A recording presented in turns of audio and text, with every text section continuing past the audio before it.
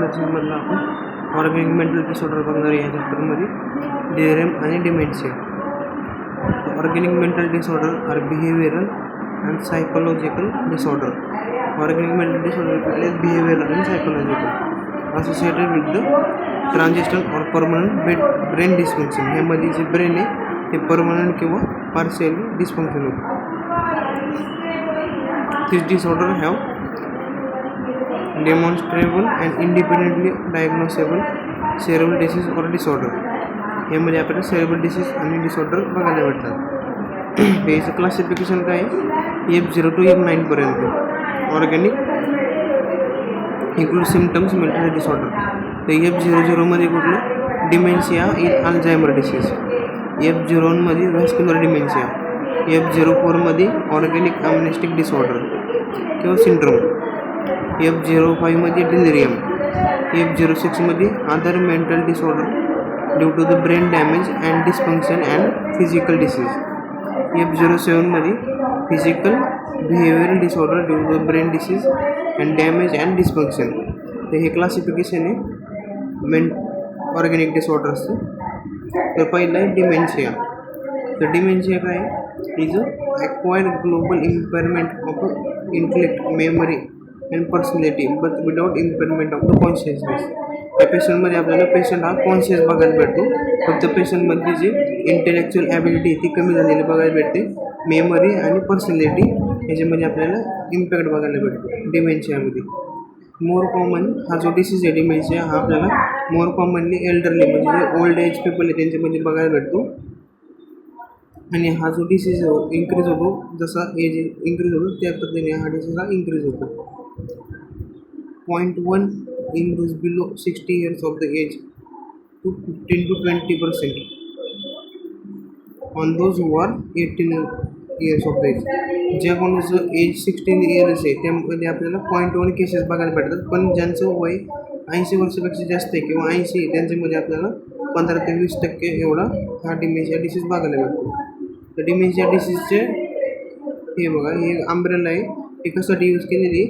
The range of symptoms associated with the cognitive इम्पेअरमेंट. याच्यामध्ये काय काय अल्झायमर बघायला भेटतं आपल्याला 50 ते 50 to 75%. व्हॅस्क्युलर बघायला भेटतो 20 to 30%. लिव्ह बॉडी सिंड्रोम बघायला भेटतो 10 to 25. आणि फ्रंटोटेम्पोरल सिंड्रोम 10 to 15%.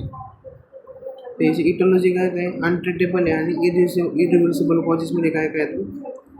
जे डिजनरेशन डिसऑर्डर आहे हा सेंट्रल नर्वस सिस्टीमचा. अल्झायमर डिसीजमध्ये most common of all dementing illness. Pick disease बघायला भेटतो. हंटिंग्टन क्लोरा आणि पार्किन्सन डिसीज. हे सगळे इरिव्हर्सिबल कॉजेस आहेत. आणि ह्याच्यामध्ये रिव्हर्सिबल आणि ट्रीटेबल कॉजेस कुठले कुठले येतात? Vascular multi infarct dementia, intracranial space occupy lesion, metabolic disorder त्याच्यामध्ये कुठले येतात? हिपॅटिक फेल्युअर आणि रिनल फेल्युअर. एंडोक्राईन डिसऑर्डरमध्ये काय येतात? मायक्सिडिमा आणि ॲडिक्शन डिसीज. इन्फेक्शनमध्ये एड्स, मेनिंजायटिस आणि एन्सेफलायटिस. हे सगळे जे डिसीज आहेत ह्याच्यामध्ये येणारे हे सगळे ट्रीटेबल आणि रिव्हर्सिबल कॉजेस आहेत. याच्यामध्ये अजून कुठले आहेत? इंटॉक्सिकेशनमध्ये काय येतं? अल्कोहोल. हेवी मेटल्समध्ये कुठलं? लीड किंवा आर्सेनिक आणि क्रोनिक बार्बिट्रेट पॉयझनिंग. ॲनोरेक्सियामध्ये amnesia, post anaesthesia, chronic respiratory failure. Vitamin डिफिशियन्सीमध्ये आपल्याला डिफिशियन्सी ऑफ थायमिन आणि निकोटीन. आणि मिसलेनियसमध्ये हिस्ट्रोक, एपिलेप्सी आणि इलेक्ट्रिक इंजुरी. ते जो अल्झायमर डिसीज आहे त्याच्यामध्ये काय होतं बघा, जे त्याच्यामध्ये आपल्याला अमायलॉइड फ्लेक्स बघायला भेटतं. न्यूरोफॅब्रिलेटरी टँजल्स बघायला भेटतात ब्रेनमध्ये. आणि जॉईंटमध्ये आपल्याला बोनमध्ये आपल्याला पोलिओर्जेनिक इन्सफिशियन्सी बघायला भेटते. सेलमध्ये आपल्याला ऑटोफेजी डिस्फंक्शन बघायला भेटतं. मायटोकॉन्ड्रियामध्ये मायटोकॉन्ड्रियल डिस्फंक्शन बघायला भेटतं. आणि जे न्यूरॉन ट्रान्समिटर त्याच्यामध्ये आपल्याला न्यूरो इन्फ्लामेशन बघायला भेटते. हे सगळं आपल्याला अल्झायमर डिसीजमध्ये बघायला भेटतं.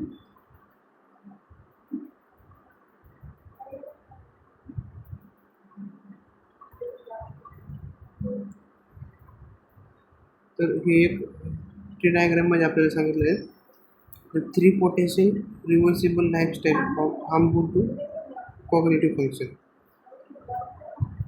इन्सफिशियंट स्लीप असेल जेव्हा असेल त्यावेळेस, सेडेंटरी बिहेवियर म्हणजे एकच ठिकाणी बसून काम किंवा ओबेसिटी, ह्याच्यामुळे काय होतं इन्फ्लामेशन होतं. कुठं?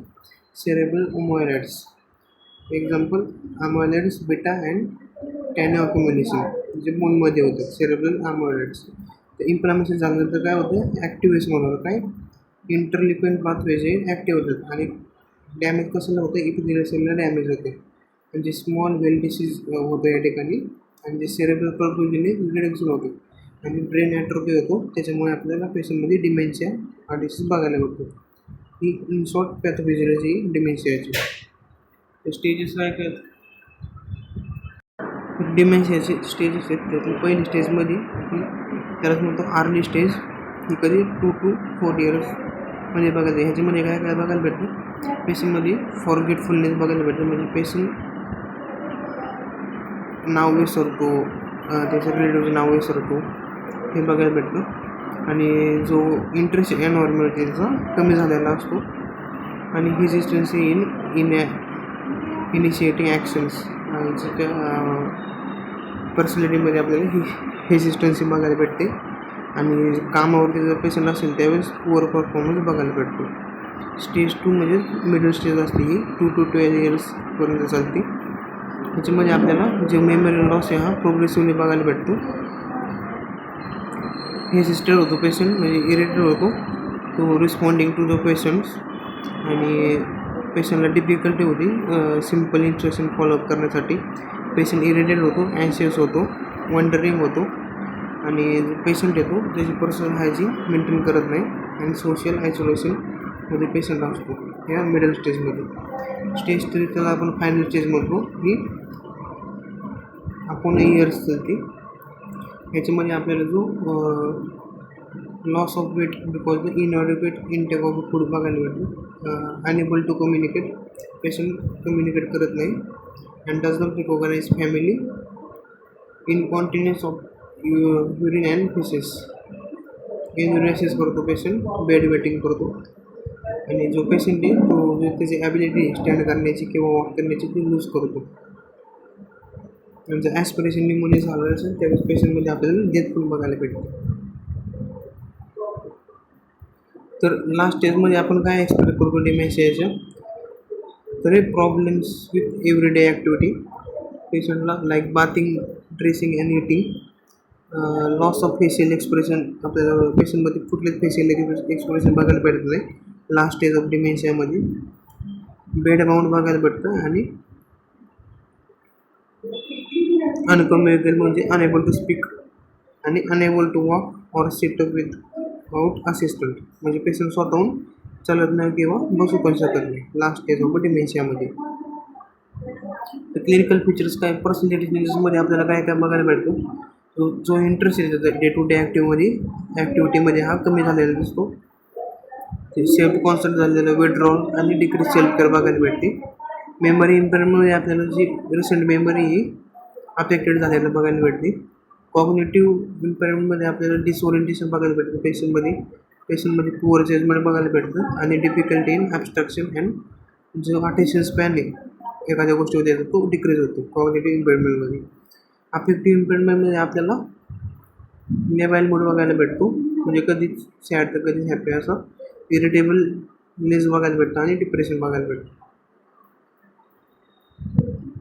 तर बिहेवियर इम्पेअरमेंटमध्ये आपल्याला स्टिरियोटाईप बिहेवियर बघायला भेटतं म्हणजे एकदम कडक झालेलं पोस्चर बघायला भेटतं आणि जे सेक्शुअल ड्राईव्स आहेत किंवा ॲक्टिव्हिटीजमध्ये आपल्याला अल्टरेशन बघायला भेटतं आणि न्यूरोटिक आणि सायकोटिक बिहेवियरमध्ये पण आपल्याला अल्टरेशन दिसतं. हे न्यूरोलॉजिकल इम्पेअरमेंटमध्ये आपल्याला अपेसिया, ॲपरेक्झिया, ॲग्नोसिया, सीझर्स आणि हेडेक बघायला भेटतो.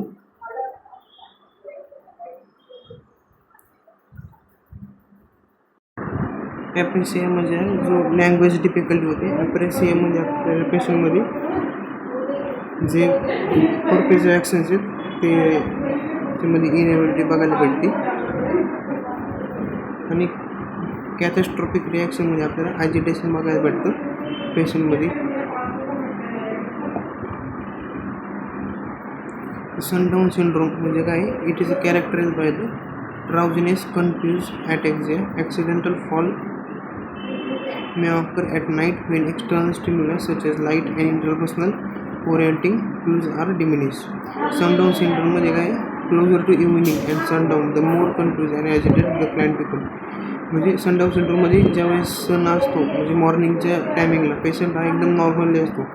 जसं जसं इव्हिनिंग सनडाऊन जाईल, इव्हिनिंग होईल, नाईट होईल, त्या पेशंटमध्ये कन्फ्युजन, ॲजिटेशन, ड्राउझिनेस हे खूप मोठ्या प्रमाणात बघायला भेटतं. त्याला म्हणतात आपण सनडाऊन सिंड्रोम. तर याची ट्रीटमेंट काय आहे डिमेन्शियाची?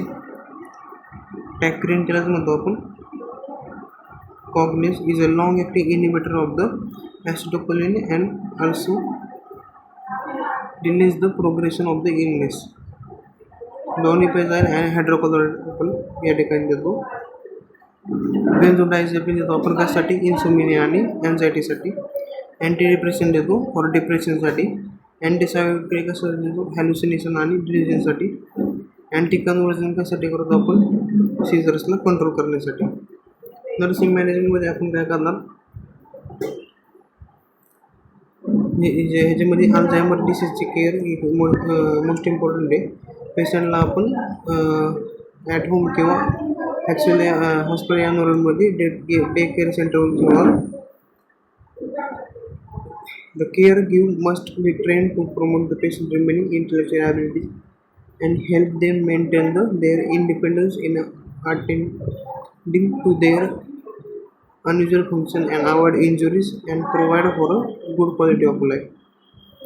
जे केअर देणारा पर्सन आहे तो या डिसीजमध्ये एकदम ट्रेंड पर्सन पाहिजे, जेणेकरून जी इंटरव्ह्यूची ॲबिलिटी आहे ते पेशंटमध्ये रिगेन होईल. नर्सिंग इंटरव्हेन्शनमध्ये आपण काय करणार? डेली रुटीन फॉलो करून न्यूट्रिशन आणि body weight, personal hygiene maintain करणार, टॉयलेट हॅबिट आणि इनकॉन्टिन्युअस पेशंटमध्ये आपण मेंटेन करणार, ॲक्सिडेंट प्रिव्हेंट करणार, फ्लुइड मॅनेजमेंट आपण मेंटेन करणार आणि इमोशन पेशंटमध्ये मॉनिटर करणार.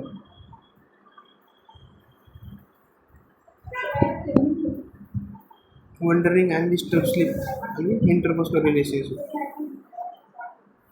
तर नेक्स्ट आहे delirium.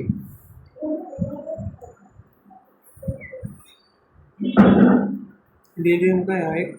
Acute organic brain disorder आहे. ह्याच्यामध्ये आपल्याला इम्पेअरमेंट बघायला भेटतं, कशाचं? कॉन्शियसनेस बघायला भेटतो. डिलिरियममध्ये आपल्याला कॉन्शियसनेस बघायला भेटत नाही, डिसओरिएंटेशन बघायला भेटतं आणि डिस्टर्बन्स बघायला भेटतं पेशंटमध्ये आणि रेस्टलेसनेस बघायला भेटतं.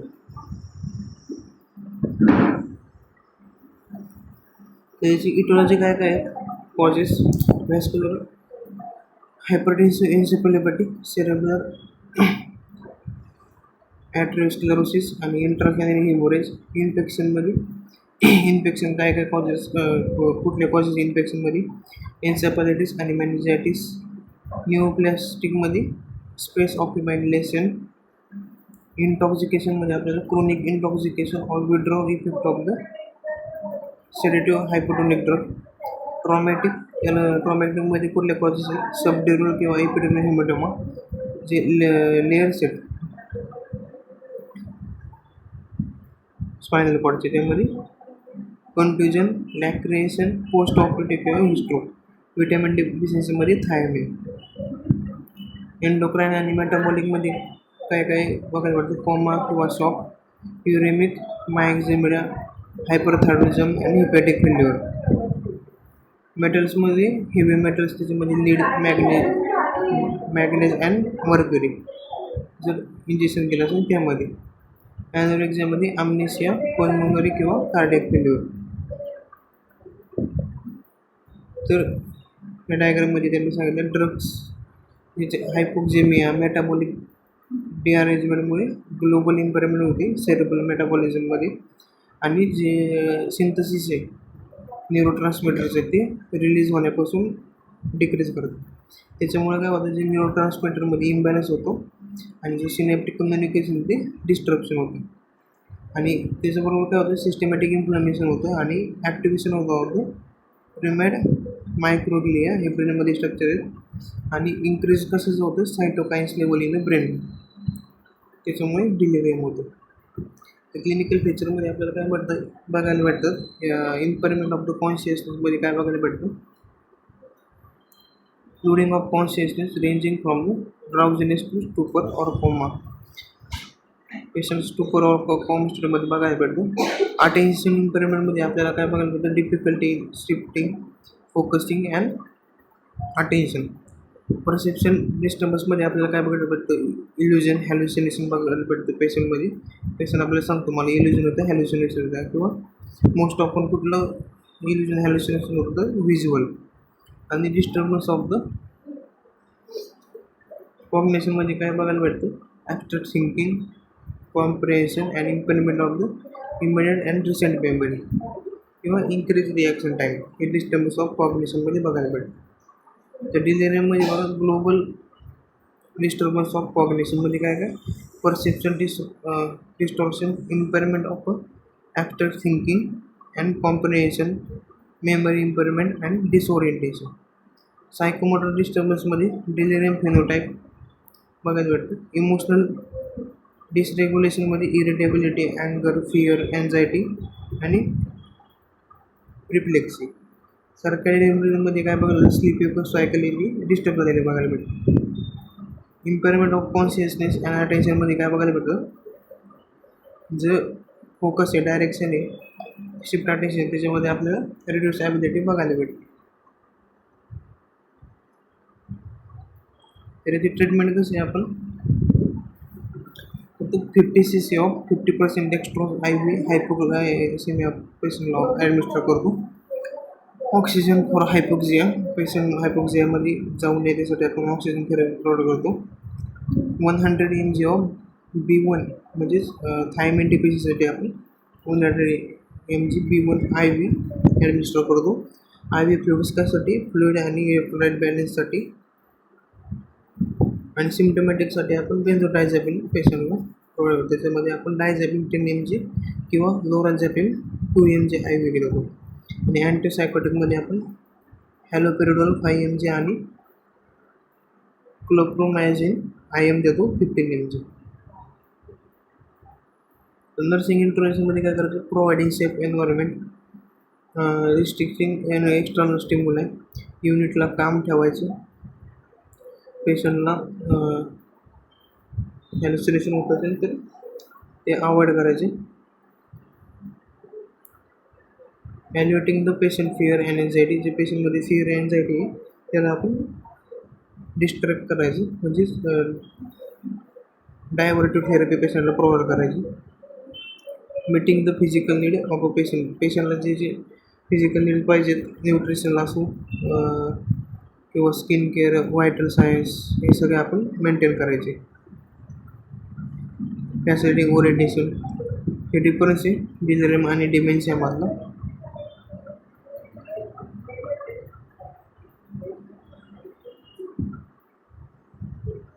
हे तुम्ही नोटबुकमध्ये ड्रॉ करू.